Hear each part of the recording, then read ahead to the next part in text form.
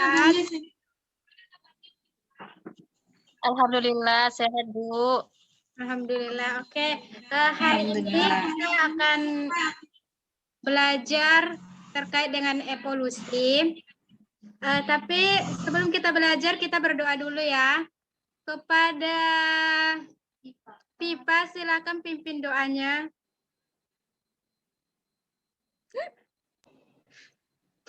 Bismillahirrahmanirrahim. Rabbi zidni ilma warzuqni fahma waj'alna minas solihin. Amin. Amin. Amin. Terima kasih kepada Apipa. Baiklah, hari ini kita akan belajar terkait dengan evolusi. Setelah kemarin kita belajar tentang hereditas. Nah, adapun tujuan pembelajaran kita hari ini adalah setelah belajar evolusi, diharapkan kalian mampu menjelaskan tentang pengertian evolusi, kemudian mengetahui teori-teori tentang evolusi menurut para ahli dan mampu menjelaskan teori evolusi tersebut. Nah, sebelum kita lanjut untuk mengetahui apa itu evolusi, kita terlebih dahulu harus mengetahui terkait dengan asal-usul kehidupan. Nah, asal-usul kehidupan itu ada beberapa teori. Nah, di sini ada 5 teori. Ada teori abiogenesis, teori biogenesis, kosmozoa, kimia, dan biologi. Nah, teori abiogenesis ini menyatakan bahwa makhluk hidup berasal dari benda mati. Misalnya, ikan berasal dari lumpur, kemudian cacing berasal dari tanah. Nah, pencetus teori abiogenesis adalah Aristoteles. Yang kedua itu ada teori biogenesis. Teori biogenesis ini kebalikan dari abiogenesis, di mana makhluk hidup berasal dari makhluk hidup lainnya. Nah, teori biogenesis ini didukung oleh 3 ahli yang melakukan percobaan, yaitu Francesco Redi, kemudian Spallanzani, dan Pasteur. Kemudian ada teori kosmozoa, di mana teori ini menyatakan makhluk hidup itu berasal dari luar angkasa. Kemudian teori evolusi kimia menyatakan makhluk hidup berasal dari senyawa-senyawa kimia, senyawa-senyawa organik yang membentuk makhluk hidup sederhana. Kemudian teori evolusi biologi. Nah, ini nanti yang akan kita pelajari, bahwa teori evolusi biologi ini menyatakan bahwa makhluk hidup itu akan mengalami perkembangan dari yang sederhana menjadi yang kompleks. Nah, ini merupakan hasil contoh percobaan daripada ketiga para ahli tadi, yaitu Francisco Redi, Spallanzani, dan Pasteur, di mana mereka menyatakan bahwa makhluk hidup berasal dari makhluk hidup lainnya. Nah, pada percobaan Redi, dia mencoba dengan sepotong daging, di mana sepotong daging dimasukkan ke dalam tabung dengan 3 perlakuan. Perlakuan pertama, sepotong daging tersebut dimasukkan ke dalam tabung lalu ditutup dengan tutup tabung tersebut. Untuk percobaan kedua, sepotong daging dimasukkan ke dalam tabung tetapi dibiarkan terbuka.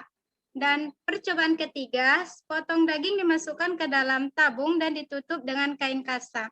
Dan ternyata dari hasil percobaan Redi menunjukkan bahwa daging yang tidak ditutup pada tabung dimasuki oleh lalat, sehingga Redi menyimpulkan bahwa makhluk hidup itu berasal dari telur.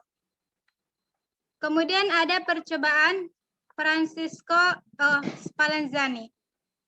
Nah, dia menggunakan air kaldu dalam percobaannya. Nah, dia memasukkan air kaldu pada labu, ini percobaan pertamanya, kemudian dipanaskan. Setelah dipanaskan, didinginkan, dan dibiarkan terbuka. Sedangkan pada percobaan kedua, air kaldu dipanaskan, kemudian didinginkan, lalu ditutup rapat dengan tutup labu tersebut. Dan ternyata pada labu yang tidak ditutup terdapat mikroorganisme. Sedangkan pada labu yang tertutup tidak ada mikroorganisme. Dan Spallanzani menyimpulkan bahwa makhluk hidup itu berasal dari organisme lain. Kemudian Pasteur melakukan percobaan ketika dia kurang puas dengan percobaan yang dilakukan oleh Redi dan Spallanzani. Dia melakukan percobaan yang sama seperti Spallanzani, hanya saja bentuk labunya itu berbentuk seperti leher angsa. Nah, pada percobaan pertama, air kaldu disterilkan dan ditembuskan pada pipa yang berbentuk leher angsa. Ternyata, pada percobaan ini, air kaldunya bebas dari mikroorganisme. Sedangkan pada percobaan kedua, labu yang berbentuk leher angsa ini dimiringkan, sehingga air dari mikroorganisme tersebut menjadi keruh dan penuh dengan mikroorganisme. Nah, pada percobaan Pasteur ini, dia menyimpulkan bahwa kehidupan berasal dari kehidupan lainnya, sehingga menghasilkan teori omnivivum ex vivo, di mana semua makhluk hidup berasal dari telur, kemudian omnivivum ex vivo, semua telur berasal dari makhluk hidup, dan omnivivum ex vivo, semua makhluk hidup berasal dari makhluk hidup lainnya. Dan ini merupakan contoh dari evolusi biologi. Contoh evolusi pada tumbuhan itu di mana tumbuhan pada awalnya itu berbentuk alga, kemudian setelah mengalami proses yang cukup panjang, kemudian ditemukan tumbuhan lumut, kemudian tumbuhan paku, dan sekarang ada tumbuhan berpembuluh, atau biasa disebut tumbuhan tingkat tinggi. Kemudian ada pada evolusi hewan, itu dimulai dari hewan pertama, itu ada protista, kemudian yang kedua ada porifera, Cnidaria, ada Platyhelminthes. Nah, dari Platyhelminthes ini muncul hewan moluska, annelida, nematoda, echinodermata, dan chordata. Nah, jadi evolusi pada biologi ini, dia itu perkembangan makhluk hidup yang terjadi secara waktu yang kurun lama, tetapi berpengaruh pada bentuk gen, spesies, dan juga morfologi daripada tumbuhan ataupun hewan tersebut. Sampai di sini paham anak-anak Ibu?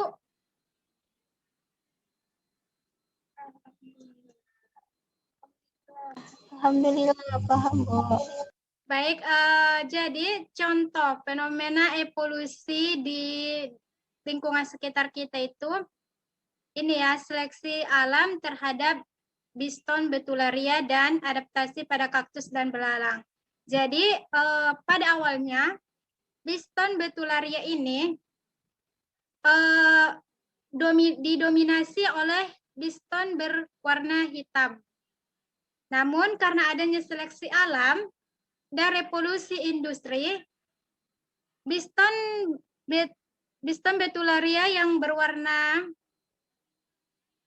putih tidak mampu mempertahankan diri, sehingga sekarang yang terdapat Biston betularia berwarna hitam. Oke, selanjutnya kita masuk pada teori evolusi. Nah, teori evolusi itu ada beberapa ahli. Aku akan mengirim link video ke grup, kemudian beserta LKS. Tapi sebelumnya kalian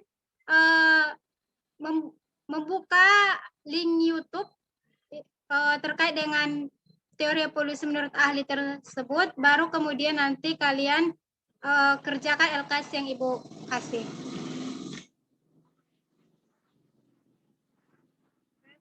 Bentar ya, Ibu kirim.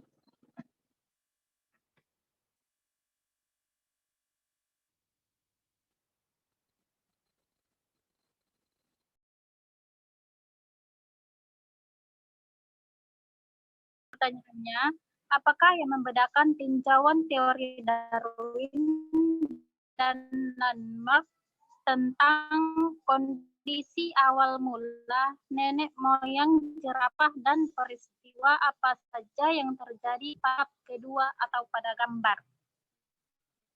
Nah, menurut teori Darwin menyatakan bahwa evolusi melalui seleksi alam, sedangkan menurut landmark menyatakan evolusi terjadi karena adanya adaptasi makhluk hidup dengan lingkungannya. Terima kasih.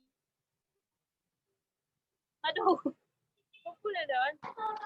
Baik, terima kasih kepada Apipa yang udah menjawab pertanyaan nomor 2.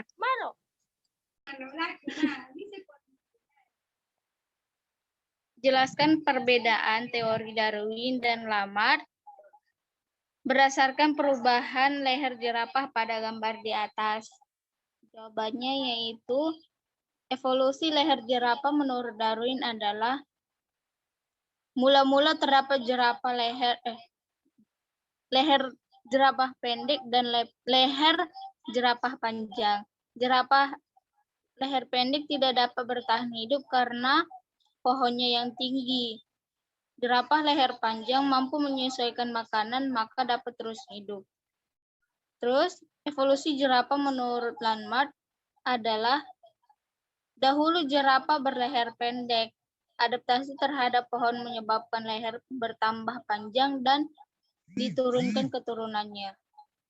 Terima kasih, Bu. Baiklah, terima kasih kepada Eliza yang sudah menjawab pertanyaan nomor 2. Baiklah, adapun kesimpulan dari pembelajaran kita hari ini ialah bahwa bahwa asal mula kehidupan itu berasal dari ada beberapa asal mula kehidupan, yaitu ada teori abiogenesis, kemudian ada teori biogenesis. Adapun evolusi dalam biologi merupakan perubahan pada makhluk hidup yang terjadi secara kompleks namun dalam kurun waktu yang cukup lama.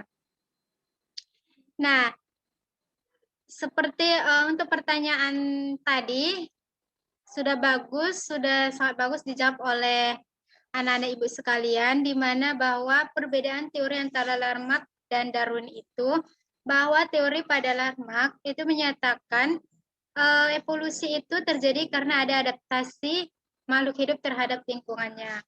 Bisa dilihat dari gambar jerapah yang sudah dijelaskan oleh Elijah tadi, bahwa menurut Lamarck leher jerapah itu bisa beradaptasi. Yang dulunya jerapah berleher pendek itu bisa menjadi jerapah berleher panjang disebabkan adaptasinya terhadap lingkungan. Karena pohon sebagai tempat dia mencari makanan juga mengalami pertumbuhan bertambah tinggi, sehingga mereka juga harus beradaptasi. Sedangkan menurut Darwin, evolusi itu terjadi karena seleksi alam. Jadi jerapah pada zaman dahulu itu ada 2, jerapah berleher panjang dan berleher pendek. Seiring waktu berkembangnya perkembangan makhluk hidup, jerapah berleher pendek punah karena dia tidak mampu bertahan hidup dengan lingkungannya, di mana dia tidak bisa mencari makanannya lagi karena tumbuhan tempat dia mencari makanan itu pohon, sedangkan pohon rata-rata memiliki tinggi yang memiliki bentuk yang tinggi-tinggi. Oke, untuk pelajaran kita hari ini, Ibu rasa cukup sekian. Ibu akan beri tugas untuk pertemuan minggu depan, yaitu coba kalian amati lingkungan sekitar, Kemudian kalian buat karya tulis terkait dengan fenomena evolusi yang ada di lingkungan sekitar. Itu saja, dikumpul tugasnya minggu depan ya.